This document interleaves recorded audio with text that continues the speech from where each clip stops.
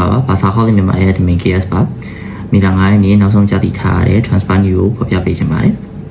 အင်တာမီလန်အသင်းရဲ့ကစားသမားဘက်စတိုနီအနေနဲ့ဘာစီလိုနာအသင်းရဲ့တရားဝင်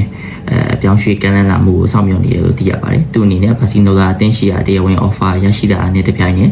မိခင်အင်တာမီလန်အသင်းကိုပြောင်းရွှေ့ခွင့်ပြုသွားဖို့အတွက်တောင်းဆိုသွားဖို့ရှိတယ်လို့ကနဦးသတင်းတွေရသိရပါတယ်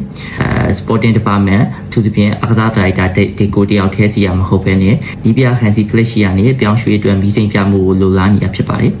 ဒါပေမဲ့လည်းတင်မရှိတဲ့ဒီကိုနဲ့ Hansi Flick တို့အနေနဲ့ယခုချိန်ထိဒါမဲ့နွေရာသီပြောင်းရွှေ့အတွက် transfer target တွေကိုနှစ်ဦးသားတေချာမဆွေးနွေးရသေးဘူးဆိုတဲ့သတင်းတွေလည်းကြားသိရပါတယ်။ရာသီကုန်မှာဒါမှမဟုတ်လာလီဂါချန်ပီယံဖြစ်ပြီးနောက်ပိုင်းမှာပြောင်းရွှေ့ကိစ္စတွေကိုဒီကိုနဲ့အတူတူဆွေးနွေးသွားဖို့ရှိပါတယ်။အီတလီဘက်ကလာတဲ့သတင်းတွေကအင်တာမီလန်အသင်းအနေနဲ့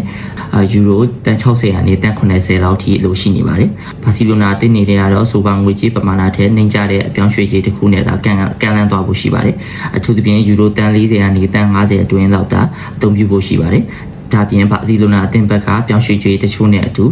ကစားသမားအလဲထက်ပုံစံမျိုးနဲ့အပြောင်းရွှေ့မျိုးကိုပုံမလိုလားနေတယ်လို့လည်းသိရပါတယ်။